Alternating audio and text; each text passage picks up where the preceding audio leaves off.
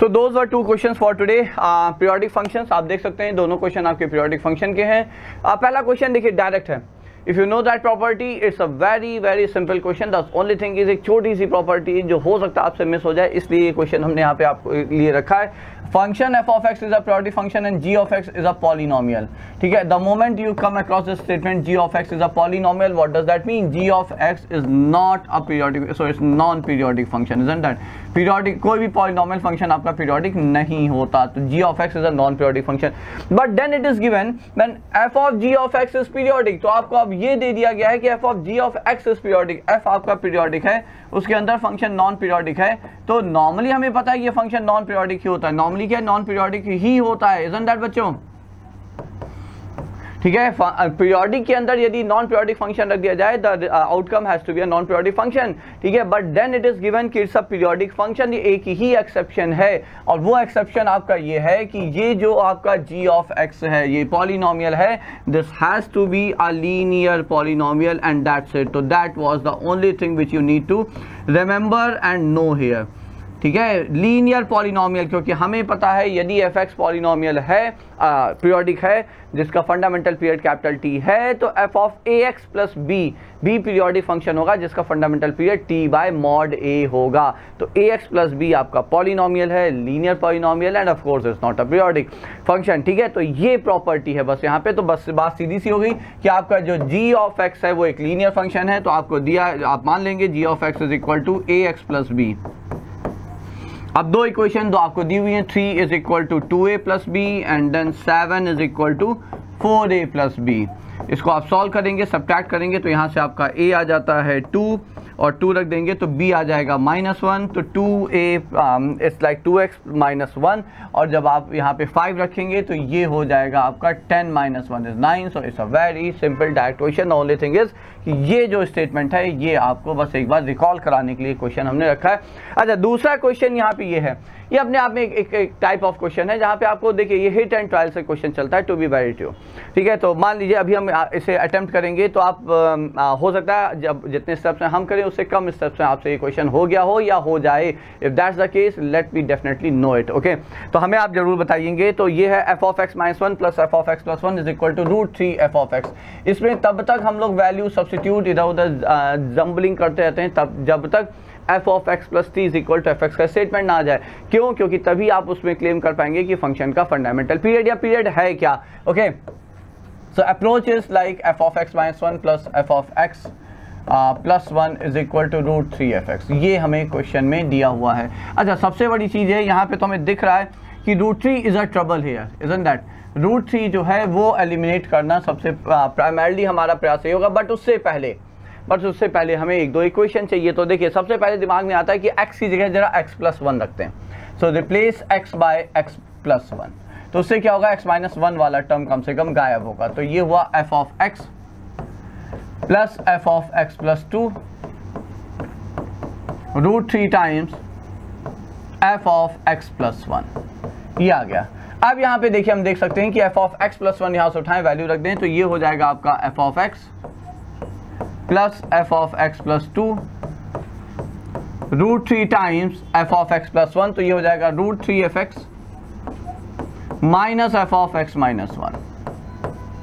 ठीक है, ये आ जाएगा आपका। अब सिंप्लीफाई कर लीजिए तो ये 3fx हो जाएगा, ये उधर 2fx हो जाएगा। ठीक है, और ये आ जाएगा। So that means I can write it as 2 times f of x is equal to f of x plus 2 plus f of x minus 1। ये आ गया आपका, इजंट दैट?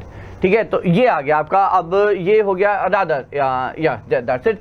ठीक है, अब यहाँ पे हम क्या कर सकते हैं कि यहाँ से देखिए वैल्यू रख लेते हैं। मान लीजिए हमने यहाँ पे कहा कि 2 टाइम्स f ऑफ x है, जस्ट मिनट एक बार चेक कर लेते हैं। So this is f of x minus 1 है, राइट? अभी यहाँ पे f ऑफ x माइनस 1 है, तो एक बार f ऑफ x माइनस 1 को वापस से हटाने के लिए x की जगह x प्लस 1 रखते हैं। सो ये हो जाएगा 2 times f of x plus 1 is equal to f of x plus 3 plus f of x here. ठीक है, अब जरा यहाँ पे हम f ऑफ x की जगह क्या रख सकते हैं ये एक बार देख लेंगे।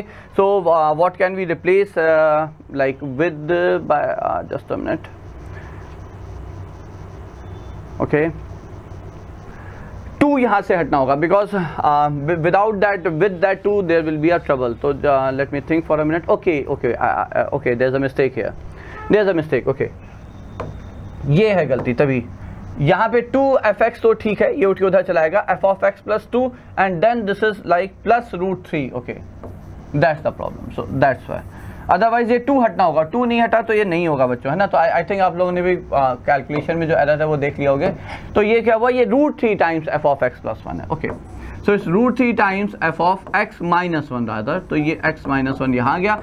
अच्छा, अब √3 यहाँ से हटाने के लिए, ठीक है, तो ओके जस्ट अ मिनट. तो फिर से एक बार चेक कर लेते हैं. इस 2f(x) ठीक.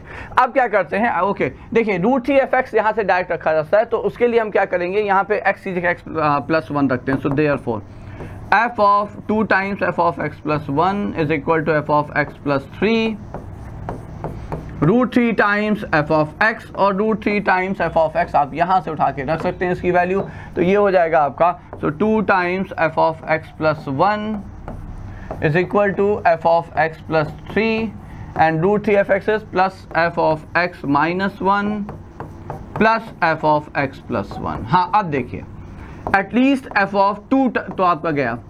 f(x) plus 1 is equal to f(x) plus 3 plus f(x) minus 1.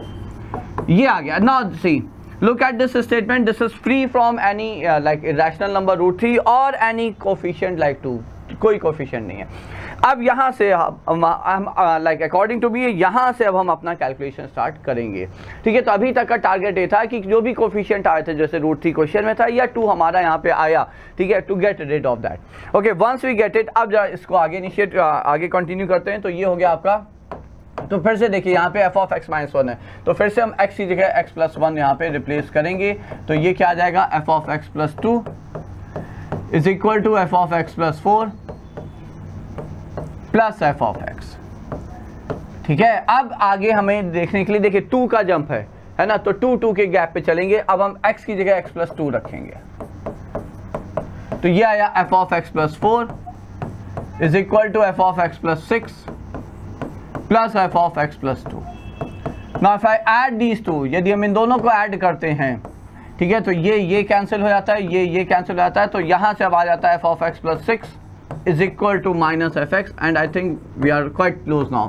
ठीक है, क्यों, क्योंकि अब यदि हम x की जगह x प्लस 6 रखें तो ये हो जाएगा f(x) plus 12 is equal to minus times f(x) plus 6 and f(x) plus 6 is nothing but minus f(x), so this is nothing but f(x) and we got it.